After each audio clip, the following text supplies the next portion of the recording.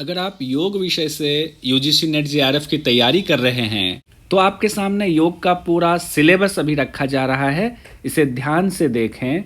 ये पेपर 2 है आपका और इसके बाद पेपर 1 का सिलेबस भी हम बताएंगे। है सब्जेक्ट कोड हमारा है 100। अभी योगा का सब्जेक्ट कोड 100 चल रहा है। हम इसके सिलेबस में आते हैं, डाउनलोड करते हैं सिलेबस। आपके सामने सिलेबस डाउनलोड होगा। ये इंग्लिश में मैंने सिलेबस डाउनलोड किया और हिंदी में भी डाउनलोड कर लेते हैं। ये हिंदी में भी आपके सामने सिलेबस आ गया है। उसका हम फर्स्ट पेपर का भी सिलेबस देखेंगे। पहले सेकंड पेपर का सिलेबस देख लेते हैं। कोर्स कोड हमारा 100 दिया हुआ है। विषय हमारा योग। योग और इसमें इकाई यूनिट यानी 10 यूनिट है। आपको 10 यूनिट में बांटा गया है आपके पेपर 2 को। यूनिट 1, 2, 3, 4, 5, 6, 7, 8, 9 और यूनिट 10। अब सब यूनिट में क्या क्या है उसको एक बार हम लोग देख लेते हैं। हिंदी में भी देख लेते हैं, इंग्लिश में भी देख लेते हैं, किन्हीं को कोई कंफ्यूजन ना हो। अब इंग्लिश में जो सिलेबस ये है हमारे सामने, 10 के 10 यूनिट का, तो ऊपर में सिर्फ उनका परिचय एक लाइन में दिया गया है। फिर उसमें क्या क्या पढ़ना है वो बताया गया है। जैसे यूनिट 1 है, यूनिट 1 में पढ़ना है फंडामेंटल ऑफ योगा। तो मतलब योग के जो आधारभूत तत्व है वो हमें यूनिट 1 में पढ़ना है। योग के आधारभूत तत्व। और इसमें क्या क्या योग के आधारभूत तत्व में है, योग का इतिहास, योग के विविध संप्रदाय जो हैं उसके बारे में हमें पढ़ना है। उसका विकास कैसे हुआ योग का, उसके अर्थ और परिभाषाएं क्या हैं, भ्रामक धारणाएं जो है वो क्या है, योग का लक्ष्य क्या है, योग के उद्देश्य क्या है। लक्ष्य और उद्देश्य दोनों पढ़ना है। वेद उपनिषदों एवं प्रस्थान तरीका त्रयी का परिचय, ये सब आप लोग पढ़े हुए हैं। पुरुषार्थ चतुष्टय, इसकी अवधारणा क्या है। षड दर्शन, इसका सामान्य परिचय, सामान्य इसमें ज्ञान मीमांसा, तत्व मीमांसा और आचार मीमांसा से उनको तौलना है। तथा मुक्ति, सांख्य योग और वेदांत दर्शन विशेष संदर्भ में। देखिए सांख्य योग और वेदांत इसके बारे में कहा गया, विशेष इस पर ध्यान देते हुए इसकी पढ़ाई करनी है। उसके बाद महाकाव्य एवं स्मृतियों का भी परिचय लेना है। महाकाव्य में जो हमारे 2 महाकाव्य हैं, रामायण और महाभारत। पूरा रामायण और महाभारत पूरा नहीं पढ़ना है हमें, बस ये कि रामायण का अरण्य कांड पढ़ना है। इस बार अरण्य कांड से सवाल भी आया हुआ है, जिन लोगों ने पेपर दिया उनको पता है। और महाभारत का शांति पर्व। ये 2 आपके हो गए महाकाव्य से। और स्मृति से आपके हो गए याज्ञवल्क्य स्मृति। याज्ञवल्क्य ऋषि, उनकी स्मृति वो पढ़ना है। याज्ञवल्क्य ऋषि के बारे में हम लोग पहले पढ़ चुके हैं और जानते भी हैं। ब्रह्मा जी का इनको अवतार कहा जाता है। इनका पूरा बहुत इंटरेस्टिंग इनकी कहानी है याज्ञवल्क्य जी की, कैसे जो है ये धरती पर आए, वो कभी पढ़ाऊंगा, बहुत आनंद आएगा। उसके बाद महर्षि पतंजलि एवं गुरु गोरक्षनाथ का इनका क्या योग रहा है। महर्षि, देखिए पतंजलि योग दर्शन हमें अलग से पढ़ना है, लेकिन महर्षि पतंजलि और गुरु गोरक्षनाथ की योग परंपराओं का संक्षिप्त परिचय ये यूनिट 1 में भी लेना है। उनकी परंपरा क्या रही, उनका संक्षिप्त परिचय और योग में क्या उनका योगदान रहा है वो भी। उसके अलावा नारद भक्ति सूत्र, नारद भक्ति सूत्र ये भी दिया हुआ है, जो इस बार हम लोग नहीं पढ़ पाए थे नारद भक्ति सूत्र को, तो ये भी पढ़ना है कि इनका क्या योगदान है। ज्यादा इसमें सूत्र है नहीं, तो नारद भक्ति सूत्र इस बार हम लोग कर लेंगे। उसके बाद कबीर दास, तुलसीदास, सूरदास, इस बार हम लोगों ने ये कंप्लीट कर लिया हुआ था। इस बार इसमें कई बार पूछ दिया जाता है तुलसीदास जी ने कौन सी किताबें लिखी, कबीर दास जी की कौन सी दोहे के बारे में पूछ दिया जाता है, किस उससे जुड़े हुए थे, भक्ति काल से थे या किसी और से, इस तरह से सवाल आता है। उसके बाद आधुनिक काल में योग है, तो स्वामी विवेकानंद के बारे में पढ़ना है, श्री अरविंद के बारे में पढ़ना है, महर्षि रमन के बारे में पढ़ना है, महर्षि दयानंद सरस्वती के बारे में पढ़ना है। इनकी योग की परंपराएं जो भी हैं, मुख्य मुख्य पॉइंट जो हैं और इनकी जीवनी इंटरेस्टिंग है, ये सब पढ़ने में बहुत मजा आएगा, वो पढ़ना है। ये आपके हो गए।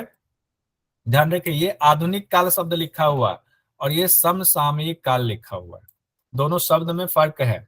आधुनिक काल और समसामयिक वाला। समसामयिक वाले में आगे आपके श्री श्यामाचरण लाहिड़ी बाबा, श्री टी कृष्णमाचार्य जी, स्वामी शिवानंद सरस्वती, स्वामी राम हिमालय, महर्षि महेश योगी, पंडित श्री राम शर्मा आचार्य जी, इसमें कई बार ना थोड़ा सा वो फॉन्ट की दिक्कत है तो कुछ शब्द ऐसे आएंगे।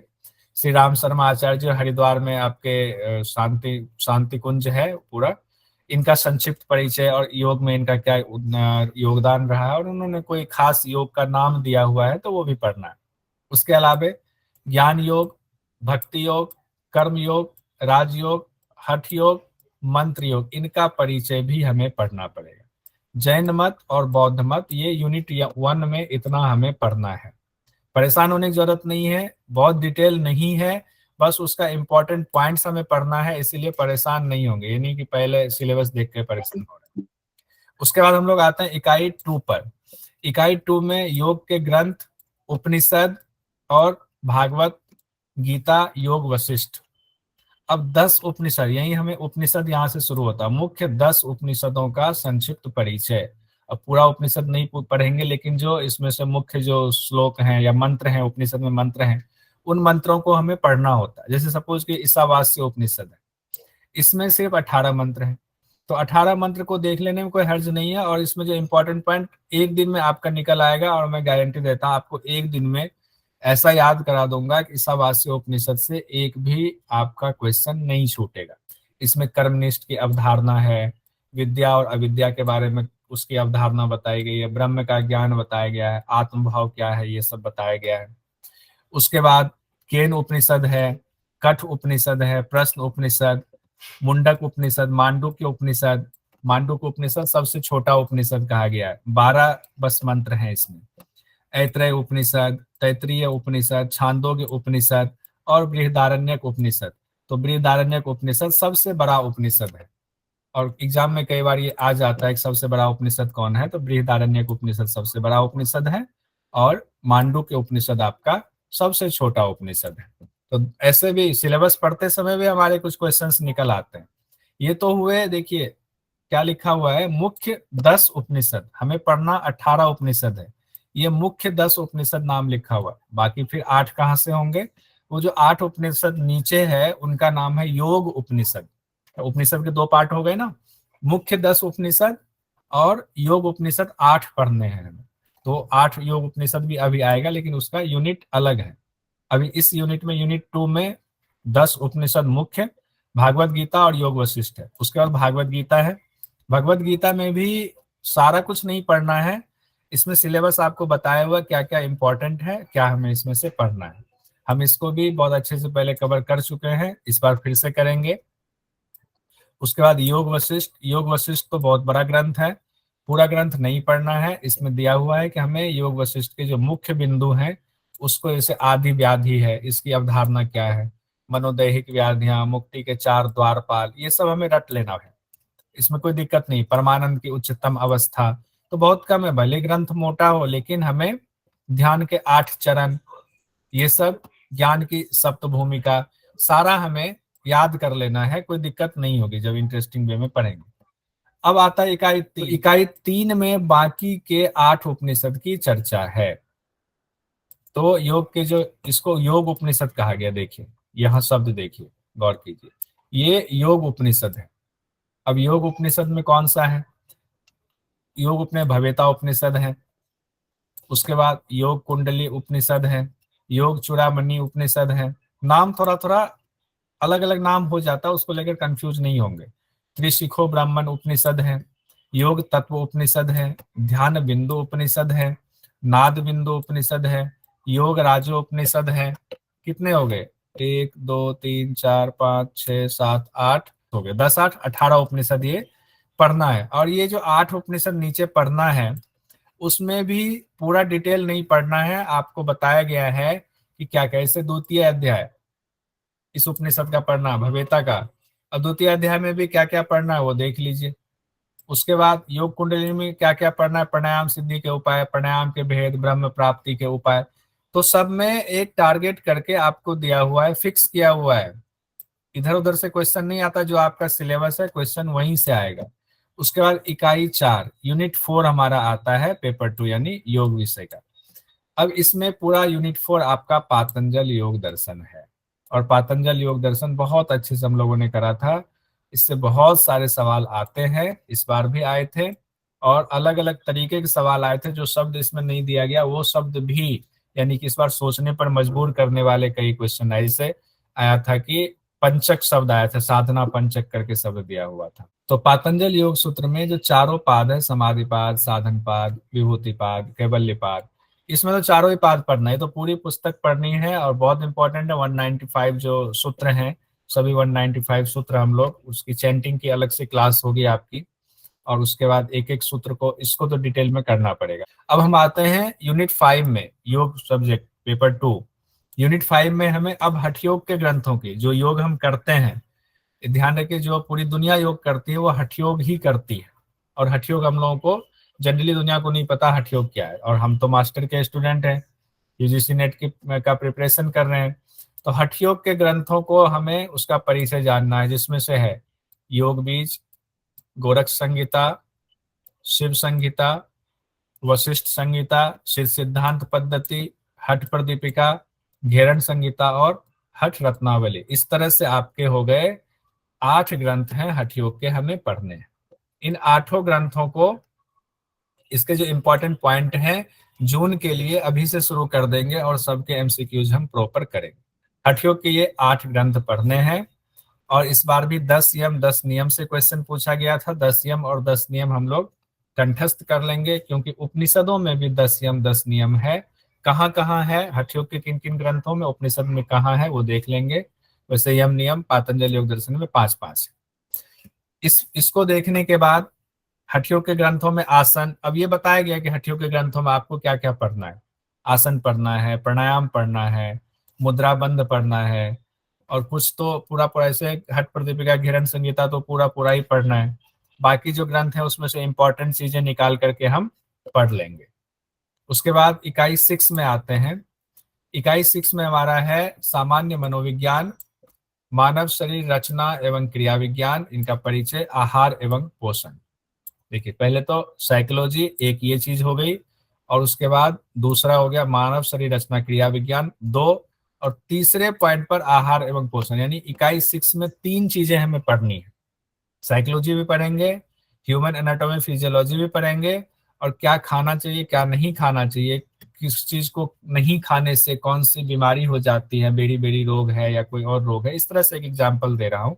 वो सब हमारा आहार एवं पोषण में आ जाएगा। और ये इसमें दिया भी हुआ है, एक सामान्य मनोविज्ञान है, उसमें क्या क्या पढ़ना है, निद्रा है, निद्रा की अवस्था पढ़ना है, और व्यवहार के विज्ञान के रूप में मनोविज्ञान, व्यवहार की परिभाषा, ये सारा कुछ है जो इस बार सूर्यकांत सर ने इसके एमसीक्यूज बहुत अच्छे कराए थे। हाँ, एनाटॉमी फिजियोलॉजी, चूंकि योग के स्टूडेंट्स का एनाटॉमी फिजियोलॉजी बहुत अच्छा होना चाहिए। अगर एनाटॉमी फिजियोलॉजी आपका अच्छा नहीं हुआ तो आप योग कैसे करेंगे और कैसे कराएंगे, कैसे उसके मर्म को समझ पाएंगे। तो इसीलिए मानव शरीर रचना एवं क्रिया विज्ञान को थोड़ा सा ज्यादा पढ़ना है। तकरीबन सोचो कि आपको मोटा मोटा पूरा ही पढ़ लेना होता है, कि जितने तंत्र हैं आपके, पेशी तंत्र है या पाचन सर्जन तंत्र है, आपका वृक्क वाला पूरा सिस्टम पढ़ना है, तंत्रिका तंत्र का पूरा सिस्टम पढ़ना है, ग्रंथियां उसी में पढ़ लेनी है, संवेदी तंत्रिका तंत्र वाला, हार्ट वाला पूरा परिसंचरण तंत्र पढ़ना होता है आपका, श्वसन तंत्र आपको पढ़ना है, रोग प्रतिरक्षा तंत्र पढ़ना है, और प्रजनन तंत्र पढ़ना। तो एक तरह से ये है, ये डिटेल में पढ़ना है, और अच्छा भी, इंटरेस्टिंग भी है। इस बार गुलशन जी ने पढ़ाया था, बहुत अच्छा पढ़ाया था। आहार और पोषण की फिर पूरी जानकारी है इसमें, मोटा मोटा उस आहार और पोषण भी हमें अच्छे से पढ़ना है। यौगिक आहार तो ऊपर हम पढ़ेंगे ही हठ योग वाले ग्रंथ में, और इसमें आहार और पोषण जनरल हम पढ़ेंगे। उसके बाद आते हैं इकाई 7 में। इकाई 7 में हमारा है योग एवं स्वास्थ्य। अब WHO के मुताबिक उनकी क्या परिभाषा है, ये परिभाषा बहुत सिंपल है, ये हम लोग देख लेंगे। उसमें शारीरिक, मानसिक और सामाजिक, आध्यात्मिक 4 चीजें जोड़ी हुई है। WHO की जो परिभाषा है, ये यूनिट है हमारा। उसके बाद त्रिगुण की अवधारणाएं क्या है, पंच महाभूत क्या है, पंच प्राण क्या है, उनकी भूमिका है, पंचकोश क्या है, षट चक्र की अवधारणा, स्वास्थ्य और चिकित्सा में उनकी क्या भूमिका है। इस बार जो है आपने देखा होगा चक्र से संबंधित सवाल पूछ दिया गया, और उसमें दे दिया गया कौन सी, जैसे भावनाएं हैं तो किस चक्र से जुड़ी हुई है, इस तरह के सवाल पूछ दिया जाता है। तो वो सारी बातें यहाँ से निकल कर आ जाएंगे। वैसे हठयोग के ग्रंथों में भी है, लेकिन वहां जो चीजें दी हुई है और जनरल चीजें, दोनों में फर्क हो जाता है कई बार। स्वास्थ्य संरक्षण में योग का क्या बचाव की भूमिका है, जीवन शैली कैसी होनी चाहिए, ये सारी चीजें इसमें ही पढ़ेंगे हम लोग। व्याधि, आलस्य, अंग में जयत्व, ये सब पातंजलि योग दर्शन से भी कुछ चीजें ली गई है, तो ये हमारा ऐसे ही जो है रिपीट हो जाता है। मानसिक एवं भावनात्मक अस्वस्थता वाला जो है ये अ, 9 वाला हम लोगों ने पढ़ा था ना, अंतराय। 9 अंतराय भी देखिए इसमें है, हालांकि ये हम पहले कंप्लीट कर लेंगे पातंजलि योग दर्शन में, तो हमारा यहाँ योग एवं स्वास्थ्य में वो चीजें रिपीट हो जाएंगी, तो अच्छा रहेगा। यौगिक आहार हम पहले से पढ़ के आएंगे ही, जिसको मिताहार वाला कहा गया है, कि आहार का समान परिचय, मिताहार की क्या अवधारणा है, तो वह भी हम पहले से पढ़कर आएंगे। हाँ, इसमें अलग जो है वो सात्विक, राजसिक और तामसिक आहार के हिसाब से गुण, ये हम इसमें अलग से देखेंगे। हठ ग्रंथों में बहुत कम इसकी चर्चा है या ना के बराबर है, लेकिन यहाँ पर हमें सात्विक, राजसिक, तामसिक, हालांकि गीता में है इसकी चर्चा, वो देख लेंगे। घेरण संहिता, हठ प्रदीपिका और भगवत गीता के अनुसार आहार की अवधारणाएं देख लीजिए। ये तीनों चीजें पहले हम इसको पढ़ चुके हैं और यहाँ पर वो रिपीटेशन हो रहा है, तो यहाँ पर रिपीटेशन का मतलब है कि हम तीनों का कंपैरिजन करके यहाँ हम पढ़ लेंगे, तो हमारा दिक्कत नहीं होगा। 2 में मिताहार है और 1 में युक्ताहार की बात की गई है। उसके बाद स्वस्थ जीवन शैली कैसा होना चाहिए, आहार विहार, ये जनरल की बात हो रही है कि जनरल हमारा कैसा होना चाहिए, सकारात्मक दृष्टिकोण। उसके साथ साथ एक ही भावना चतुष्टय की भी चर्चा कर दी गई, मैत्री, करुणा, मुदिता, उपेक्षा नाम वाला, ये भी पातंजलि योग दर्शन में, इसको भी यहाँ पर रिपीट किया गया, तो ये भी बहुत आसानी से आपका हो जाएगा, इसमें भी दिक्कत नहीं होगी, तो बारंबार ये रिपीट होगा। इसीलिए इकाई 7 तो बहुत कम पढ़ना पड़ेगा, और जो भी पढ़ेंगे लगेगा कि तो रिपीट करने वाले हैं, तो हमें एमसीक्यूज करके निकल जाएगा। इकाई 8 में हम आते हैं चिकित्सीय योग में, यानी कि कौन से रोग हमें है तो उसमें कौन सा आसन करना चाहिए, कौन सा आसन नहीं करना चाहिए, चाहे बीपी वालों को या सर्वाइकल है तो उनको कौन सा आसन नहीं करना चाहिए, ये सारी बातें हम लोग चिकित्सीय योग में पढ़ेंगे। इसमें भी कोई दिक्कत नहीं होगी, क्योंकि सब लोग करके आए हैं, और बस थोड़ा थोड़ा हम बताते जाएंगे तो सब लोग इसको क्लियर कर लेंगे। सूर्यकांत सर और गुलशन जी दोनों लोगों ने पढ़ाया था यौगिक आहार, इसमें आसन, सटकर्म, प्राणायाम, ध्यान, यम और नियम, जीवन शैली, उसके नुस्खे क्या है, आहार विहार, आचार और विचार, ये सब थोड़ा सा आयुर्वेद से भी जोड़ करके है। उसके बाद है निम्नलिखित सामान्य व्याधियों के लिए योग चिकित्सा का कौन कौन सी, श्वसन संबंधी जो रोग है, रोग के नाम दिए हुए हैं, कौन कौन सी बीमारी का आपको नेट जेआरएफ में आएगा, एलर्जी वाले से लेकर के साइनोसाइटिस से लेकर के सारा दिया हुआ है इसमें, ये रोग है, इनकी तैयारी आप कर लें। उसके बाद है हृदय से संबंधित रोग, हाई ब्लड प्रेशर है आपका, अंतःस्रावी चयापचय रोग से संबंधित है, तो सारे रोग का नाम इसमें दिया हुआ, इससे संबंधित चीजें हम लोग कर लेंगे। साथ में ही मानसिक विकार की भी बात की गई है।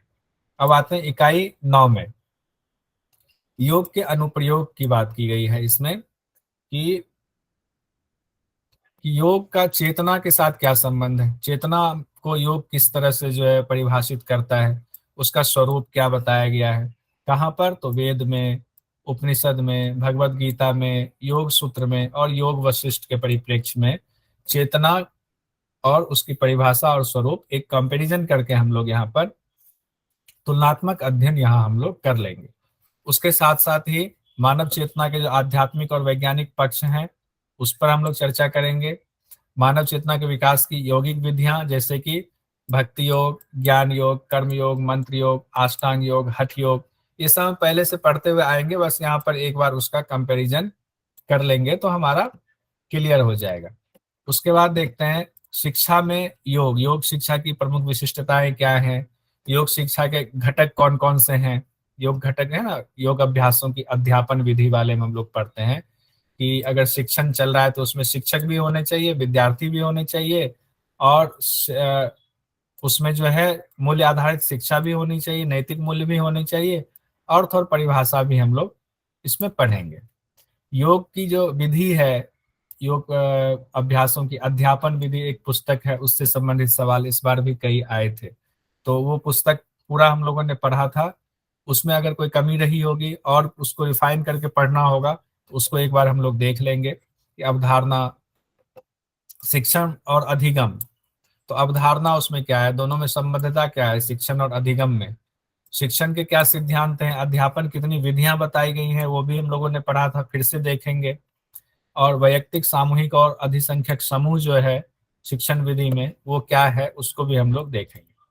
उत्तम पाठ योजना हम लोगों ने इस बार भी पढ़ा था और जून वाले सेशन में भी पढ़ेंगे। उत्तम पाठ योजना कैसे बनाई जाती है, उसका क्या क्रम होता है, उसमें कि शोधन क्रियाएं, आसन, मुद्रा और प्राणायाम एवं ध्यान, इसका जो है पाठ योजना बना करके हमें उसको देखना है कि कैसे जो है क्लास में पाठ योजना मतलब आप अगर आसन कराने जा रहे हैं तो आप कैसे जो है सीक्वेंस सजाएंगे, पूरा सीक्वेंस एक तरीके से, लेकिन वो फॉर्मल होना चाहिए, उसकी पूरी जानकारी इसमें दी गई है। पाठ योजना के नमूने जो है उसको हम लोग देख लेंगे। इसमें साफ साफ लिखा हुआ है कैवल्य धाम द्वारा विकसित पाठ योजना की भूमिका, उसके 8 चरण, अष्ट चरण विधि हम लोगों ने इस बार देखा था। ये पूछ दिया जाता है कि पाठ योजना के जो चरण है वो कितने चरण है, तो 8 चरण है। और किन्होंने तैयार किया हुआ, साफ साफ यूजीसी सिलेबस में लिखा हुआ है कि कैवल्य धाम ने जो बनाया हुआ है अपनी पुस्तक, उसी पुस्तक से हम लोगों ने इस बार भी पढ़ाई की थी, उसी का पीडीएफ बनाया था, हम लोगों ने नोट्स बनाए थे, आगे भी हम उसी को करेंगे।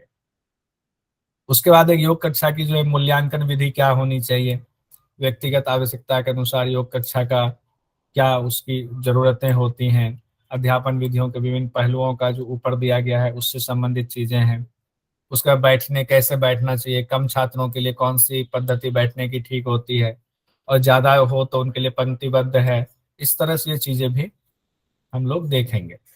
आगे यूनिट 10 हमारा जो अंतिम है उसमें क्रियात्मक योग है। क्रियात्मक योग मतलब अब हमें योग जो कर रहे हैं उससे संबंधित ज्ञान भी थोड़ा सा होना चाहिए। तो क्रियात्मक योग में षटकर्म, आसन, प्राणायाम, मुद्राबंध, ध्यान, सूर्य नमस्कार, विधियां, विशेषताएं एवं लाभ। तो सूर्य नमस्कार वाला इस बार भी हम लोग तैयारी करके गए थे और पिछली बार क्वेश्चन आया था और कभी भी आ सकता है। तो ये यूजीसी ने इस बार क्या करा कि बहुत सारे क्वेश्चन जो पैटर्न था उसको जो नहीं सिलेबस में हमारा टच किया जा रहा था उसमें से उठा करके क्वेश्चन पूछा था, और क्रियात्मक योग में से कई चीजें आई हुई थी, इसीलिए इसको हम लोग बहुत अच्छे से तैयार करेंगे। तो षटकर्म में वमन धोती, वस्त्र धोती, दंड धोती, लघु एवं पूर्ण शंख प्रक्षालन। देखिए ये शंख प्रक्षालन का भी बिहार स्कूल ऑफ योगा में बहुत अच्छा इसका है, जिक्र है, वहां पर वो देख लेंगे। नेति सूत्र और जल नेति, ठीक है, दो चीजें हैं। जल नीति की चर्चा आप हट ग्रंथ में ढूंढोगे तो नहीं मिल पाएगा। आप ढूंढोगे घृण संहिता में जल नीति कैसे दिया गया, हट प्रदीपिका में जल नीति कैसे दिया गया, वहां सूत्र नीति की चर्चा नहीं है। लेकिन व्यवहार में हम लोग करते हैं, जब हम लोगों ने एमए किया हुआ है या जो 1 महीने का भी कोर्स होता है उसमें भी कराया जाता है। तो इससे संबंधित चीजें हम यहाँ पर यूनिट 10 में पढ़ेंगे। सूर्य नमस्कार का, परंपरा आधारित सूर्य नमस्कार जो है उसके बारे में, इसके जो 12 मंत्र हैं उस किस मंत्र में कौन से आसन रिलेटेड है वो इस बार भी हम लोगों ने करा था। और इसका सूर्य नमस्कार के मंत्र का जो है हमने एक फॉर्मूला भी दिया था, वो फॉर्मूला सब लोग याद करके गए थे। तो पिछली बार क्वेश्चन आया था, हो सकता है आगे क्वेश्चन आ जाए। और खड़े होकर करने वाले आसनों को पढ़ना है, जैसे अर्धकटी चक्रासन, पादहस्तासन, अर्ध चक्रासन, त्रिकोणासन, परिवृत्त त्रिकोणासन, पार्श्व कोणासन और वीरासन। ये खड़े होकर के देखिए, अब दिया हुआ बहुत ज्यादा सिलेबस नहीं है, ये बहुत कम है, ये जो यूनिट 10 में है। बैठ कर किए जाने वाले आसन, पश्चिमोत्तान आसन से सवाल पूछा जा सकता है, सुप्त वज्रासन से, अर्ध मत्स्येंद्र आसन से, वक्रासन से, बद्ध कोण आसन से, मेरुदंड आसन से, आकर्षण धनुरासन से और गोमुख आसन से। फिर पेट के बल वाले कुछ आसन, भुजंगासन, सलभ आसन, धनुरासन, ऊर्ध्वमुख आसन, वानासन, मकरासन, ये पेट के बल लेटने वाले आसन दिए गए हैं। पीठ के बल लेटने वाले भी 6 आसन दिए गए हैं आपके। उसके बाद संतुलन वाले आसन दिए गए हैं कि वृक्षासन से संतुलन है, गरुड़ासन आपका बैलेंस बनाना पड़ता है, नमस्कार आसन में भी बैलेंस है, नटराज आसन है, टिट्टिव आसन, ये सब बैलेंस वाले आसन है। ये सब हमें पढ़ना है, उसके लाभ पढ़ने हैं, उससे क्या फायदा होता है, कौन से मसल्स पे उसका, इस बार मसल्स को दिया गया था कुछ आसन दे करके कि किस मसल्स पे उसका इम्पैक्ट होता है। तो हमें मसल्स को भी देखना है, साथ साथ हमें चक्र को भी देखना है कि हम ये आसन भुजंग आसन कर रहे हैं तो कौन से चक्र पर इसका प्रभाव जा सकता है। तो इस तरह से हम पढ़ेंगे। प्राणायाम में दिया गया है, प्राणायाम नारी शुद्धि, सूर्य वेदी, उज्जयी, शीतली, शीतकारी, भस्त्रिका, भ्रामरी, बाह्य वृत्ति, आभ्यंतर वृत्ति, स्तंभ वृत्ति, मतलब पातंजल योग दर्शन वाले प्राणायाम को भी यहाँ पर लिखा रखा गया है। उसके बाद है होने के यौगिक अभ्यास, कि ध्यान की स्थिति में आप आएंगे उसके लिए क्या क्या अभ्यास होना चाहिए। प्रणव एवं सोहम, प्रणव मतलब ओम का जाप, ओम को कहा गया प्रणव, करते हैं, प्रणव का जाप करना, ओम का जाप, तो ध्यान में आप ओम के जाप से भी जाते हैं। सोहम जाप, सोहम सोहम बाजा बाजे, सोहम श्वास ले रहे हैं और छोड़ रहे हैं, उसकी जो ध्वनि है उस ध्वनि का जब जाप करते हैं, सोहम जाप। योग निद्रा, अंतर्मौन, ये देखिए योग निद्रा और अंतर्मौन, ये दोनों चीजें बिहार स्कूल ऑफ योग से की किताब में आपको मिलती हैं। अंतर्मौन भी वो प्रत्याहार कहते हैं इसको, कि अंतर्मौन प्रत्याहार का एक स्वरूप है। अंतर्मौन का बहुत अच्छा अभ्यास है। इस बार मैं प्रैक्टिकल ही आपको क्लास में ये ध्यान में ही करा दूंगा, योग निद्रा और अंतर्मौन, या किसी दिन संडे को एकदम मॉर्निंग में 5 बजे हम लोग योग निद्रा और अंतर्मौन कर लेंगे। पिछली बार क्वेश्चन आ गया था योग निद्रा में कौन सी जो है वेव निकलती है, तो कुछ भी सवाल आ सकता है। अजपा गायत्री मंत्र, उसके बाद श्वसन आधारित ध्यानस्थ होने के अभ्यास, यानी श्वासा ध्यान के बारे में कहा गया है। ओम का यौगिक अभ्यास कैसे किया जाए, उसके बाद विपस्सना ध्यान के अभ्यास। अब देखिए कुछ छोटा हुआ है क्या, अब विपस्सना भी दे दिया हुआ है, कुछ नहीं छोड़ रहे हैं। तो अब ये सारी चीजें ऐसी है। प्रेक्षा ध्यान, ये जैन धर्म से है, विपासना आपके बौद्ध धर्म से भी जुड़ा हुआ है। जैन धर्म बौद्ध धर्म सबको समेटने की कोशिश की गई है। बंध एवं मुद्रा है, मूल बंध, उद्यान बंध, जालंधर बंध, कौन से बंध पे से किस चक्र पे अभ्यास होता है हमारा और किसका क्या इम्पैक्ट होगा। महाबंध, योग मुद्रा, महामुद्रा, क्षणमुखी मुद्रा, तारागी मुद्रा, विपरीत करनी मुद्रा। एक चीज जो अच्छा, अभी उसकी चर्चा कर लेते हैं। उसके बाद समकालीन यौगिक अभ्यास, जैसे यौगिक सूक्ष्म व्यायाम, हम लोग जनरली इसको अवॉइड करते थे, लेकिन यौगिक सूक्ष्म व्यायाम से इस बार क्वेश्चन पूछ दिया गया। धीरेन्द्र ब्रह्मचारी जी ने जो 48 बताए हुए हैं यौगिक सूक्ष्म व्यायाम, उससे संबंधित सवाल इस बार आया हुआ था। बुद्धि तथा धृति शक्ति विकास क्रिया, इस तरह से। चक्रीय ध्यान, एस व्यासा का चक्रीय ध्यान, ये भी हमें पढ़ना पड़ेगा। मन ध्वनि अनुकंपन विधि एस व्यासा का है, ये भी पढ़ना पड़ेगा। भावातीत ध्यान क्या होता है महर्षि योगी का, उसके बारे में जनरल जानकारी हम ले लेंगे। योग निद्रा, ये तो ऊपर दिया ही हुआ, यहाँ फिर से दे दिया। सविता का ध्यान, इसको देख लेंगे, धारणा ये डीएसएसबी का है। तो उसके बाद जो मैं अभी कह रहा था एक चीज, हाँ, जो मुद्रा की बात आ रही है ना, इसमें मुद्रा सिर्फ दिया हुआ है महामुद्रा, सन्मुखी मुद्रा, तारा की विपरीत करनी, लेकिन इस बार मुद्रा हस्त मुद्रा भी पूछ दिया गया था। तो हस्त मुद्रा के बारे में जनरली क्वेश्चन पहले बहुत नहीं के बराबर आता था, लेकिन इस बार हस्त मुद्रा से संबंधित सवाल पूछा था। और क्या पूछ दिया था, व्यान मुद्रा। व्यान मुद्रा में क्या है कि आपके उंगलियों की क्या स्थिति होती है, ये पूछ दिया गया था। तो ये एक चीज थोड़ा अलग था, लेकिन कोई बात नहीं, हम लोग हस्त मुद्रा तो 10 मिनट का काम है, उसका पीडीएफ बना हुआ है हस्त मुद्रा का, वो हम लोग देख लेंगे तो वो कंप्लीट हो जाएगा। योग अभ्यास करने वाले रोज कराते भी होंगे। तो इस तरह से आपका पेपर 2 का आपने सिलेबस देख लिया।